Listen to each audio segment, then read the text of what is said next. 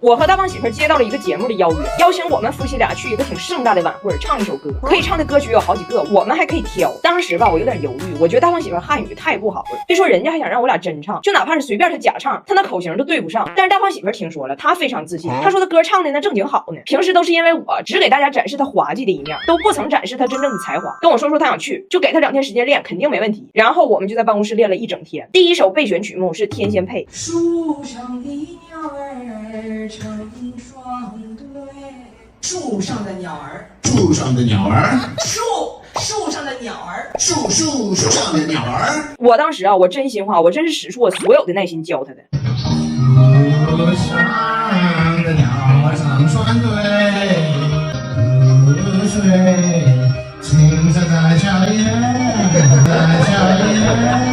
唱完我们都懵了，然后他问我们，这不跟原唱一模一样吗？中间还有一段我俩需要表演一个小的舞蹈动作。你我好比鸳鸯娘，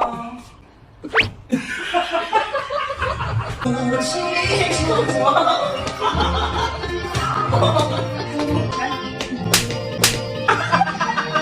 人家让我们摆一个夫妻恩爱的黄梅戏造型，但他好像搁那打篮球似的，在那防詹姆斯呢。一双飞，反过去，你老说你防我干啥呀？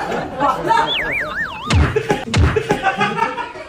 但是大胖媳妇认为自己唱的全在调上，我们把视频给导演发过去，导演1小时没回。1小时之后，导演告诉我不行，练下首歌，回娘家吧。大胖媳妇认为自己都能轻松拿捏，非常兴奋，准备去参加晚会，还得盛装出席，一套放假家海尔 X11洗烘套装里，只需洁净科技，洗得很干净，搭配风续航技术，2分钟一换气儿，隔夜衣服不闷臭，烘干机正反转都出风，搭配3D 透视烘干，一干即停，26国语言，大胖媳妇用起来也顺手。现在可供我们选择的歌曲就只剩一首了，叫《回娘家》。大胖媳妇跟着我把歌词练了至少30遍，我真是觉得他歌词记得差不多了，这是我最有信心的一首了。上不上晚会在此一搏了，结果他真的很争气。眼睁着粉他的脸上擦，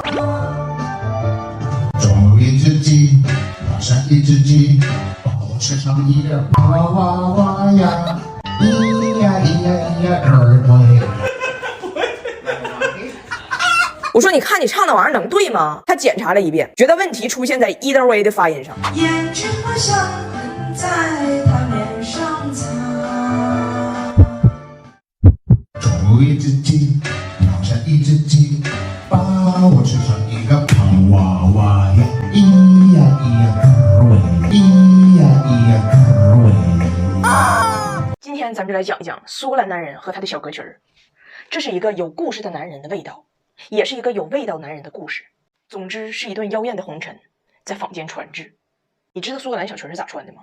我以前只是听传说，从未被认证。那天我被认证了，苏格兰小裙的穿法确实是真空穿法，就是里边啥也没有。就话说我不是北上苏格兰，在格拉斯哥参加吃鸡大赛的过程中，邂逅了一群彪形大汉嘛。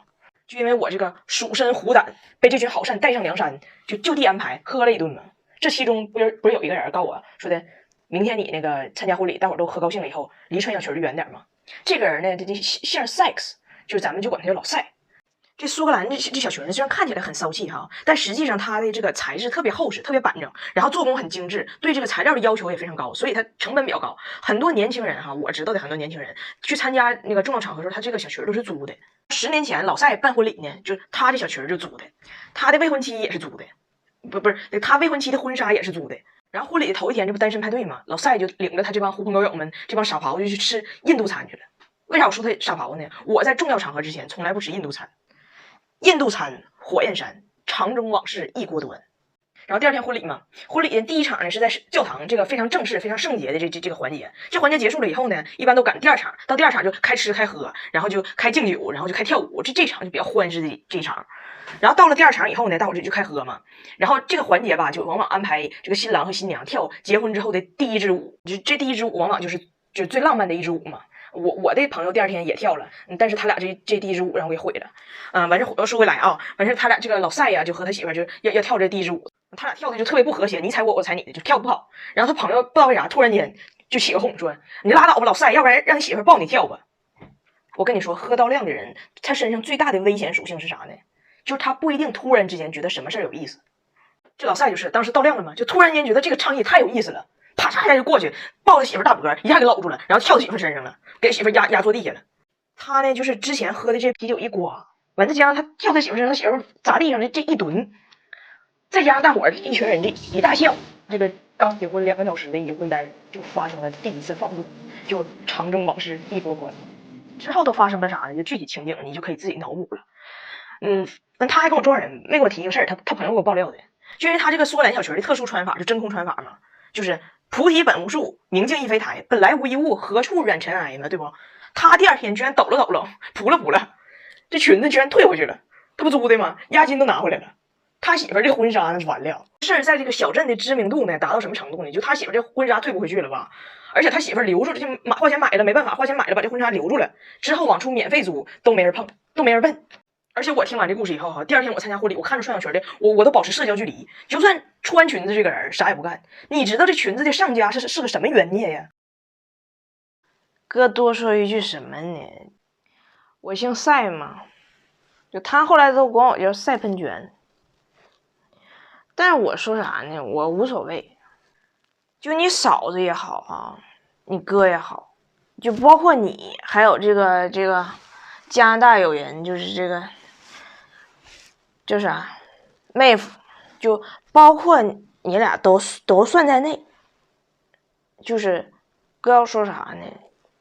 就不用后悔，想开了有啥呀？不后悔。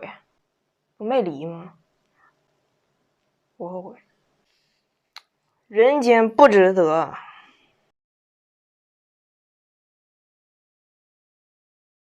彩玲，干嘛呢？你见王蒙吗？你见王蒙紧张吗？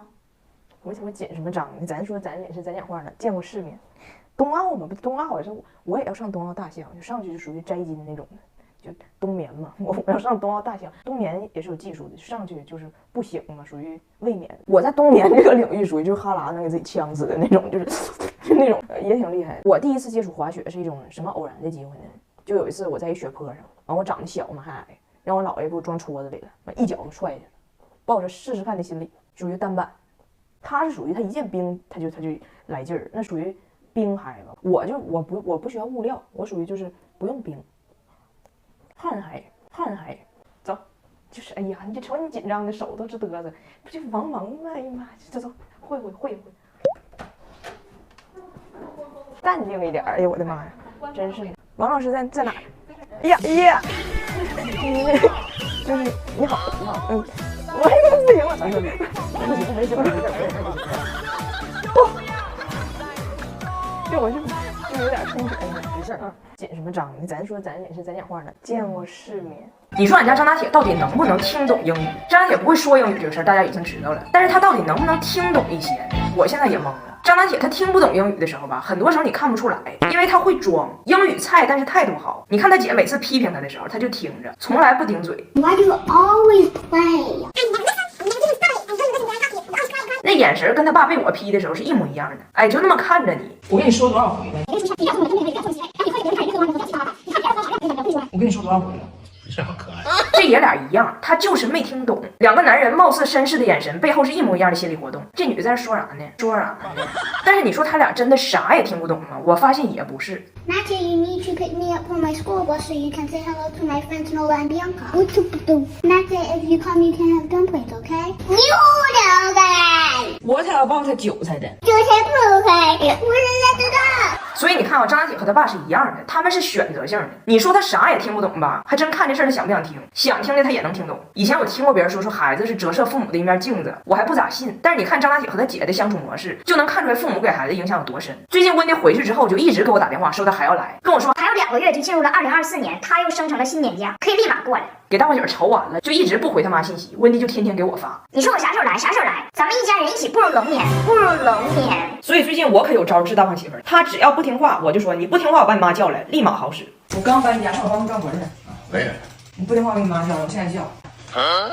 立马就来了，但其实也累不着他。咱家有德尔玛免维护洗涤机 P60 Max， 自动加水排污，自动洗污水箱，完事自动70度5分钟烘干滚刷，还能 APP 远程遥控，全程免维护，拖完放下也不用管，2万帕大吸力，拖地又快又干净，性价比还高。这一招对张大铁更有用。Daddy told us to clean the floor. You do it. 我不会。I will call 奶奶 and 奶奶 will come kiss you. Joey, Donna. 我就跟早达说，我说妈跟你说点掏心窝子的话啊，这个男人呢，他有时候是真听不懂，有时候是装听不懂，还有时候他就是不想听。语言上的威逼和行动上的利诱都需要有，才能将其制服。比如妈妈每次见你爸，浑身都是包子，就这种猪肉和大葱的混合香氛非常好使，让你爸自己都没明白咋回事呢，就五迷三道的。只要妈妈在身边，他整个人就很开心。语言的教唆是有一定壁垒的，但好吃的美食是打破一切壁垒的。早达都听了，但是我忘了跟我这傻闺女说，你拿好吃的驯化男性，前提是你得拿他觉得好吃的。那只狗狗又挖抽抽了，你能打扫的话就给你这个。